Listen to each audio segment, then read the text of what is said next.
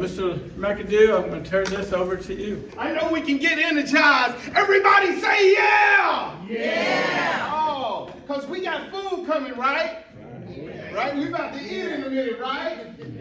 Y'all ready for me to get off the stage right now, right? I was so happy when they called me and they were like, hey, Matt, we're going to let you speak. Like, cool, because I Mctivate people. That's my motivational speaking brand. And when I Mctivate people, I always tell them, even tell myself, that when I look in the mirror, as long as I can say this one affirmation, no one realer ever lived, I know I can move forward. And I'm just going to keep it real simple. I'm not going to be bogged down. I'm just going to hit this down button. All right, so this is a second chance for first place. Everybody in here can be in first place. There's no other Leron McAdoo. There's no other you. There's no other you. We can all be in first place. This is a second chance for us to be in first place. Say this, repeat after me. The world doesn't get easier. The world doesn't get easier. I get better. I get better. And so under that, I have three things. And the first one is a bio. And it's short for biography. How do you live? How do you exist? What are all those things that you've accomplished and accumulated? What are all of those great things that you've done? Those awards, those things that people given you. That's in your bio. But there are other things in your bio too. I call the bio B-I-O. Battles I overcome. And I've overcome a lot of battles, y'all. I was a third grade illiterate student. I couldn't read in the third grade.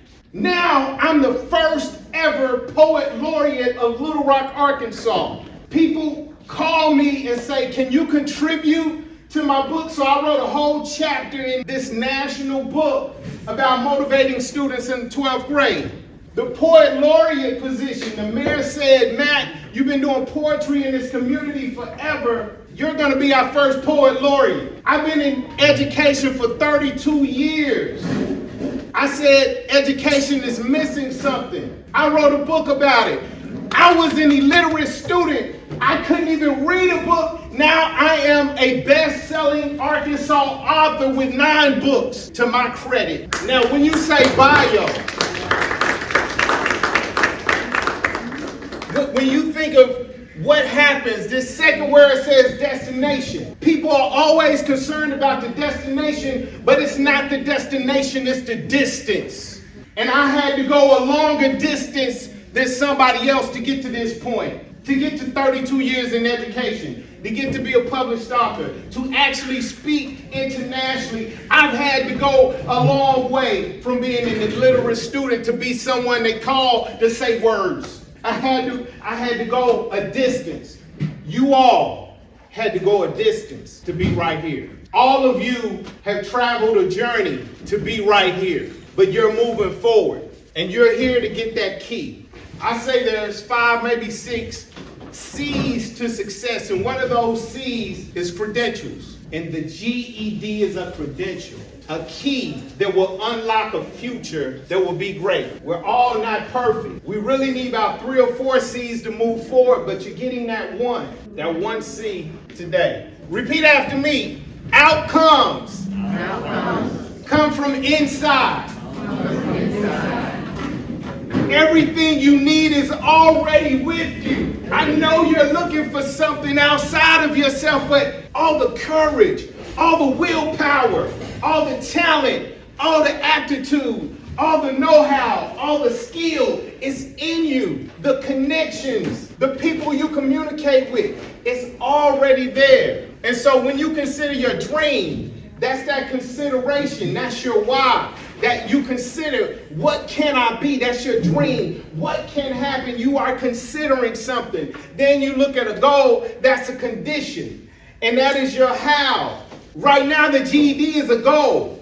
How do you get to your dream? You got to get a GED first. This is one step. This is like an aspirational objective. This is a practical and temporary objective. This right here is a lifelong objective. It's your vision. And if you're a religious man, or I'll say a Christian man, which I am, they say write the vision and make it plain. The vision is your calling, is your who. Not your why, not your how, but your who. And I have a who. I have children that look at me and ask me and want me to advise them. So I have a who. I have parents that I have to make proud if I can. I have a who. I got a grandmother that's no longer here that said you're living off the prayers of others. I have a who. And then the last one, my why should make me cry. Okay, repeat after me. My why should make me cry. My why should make me cry.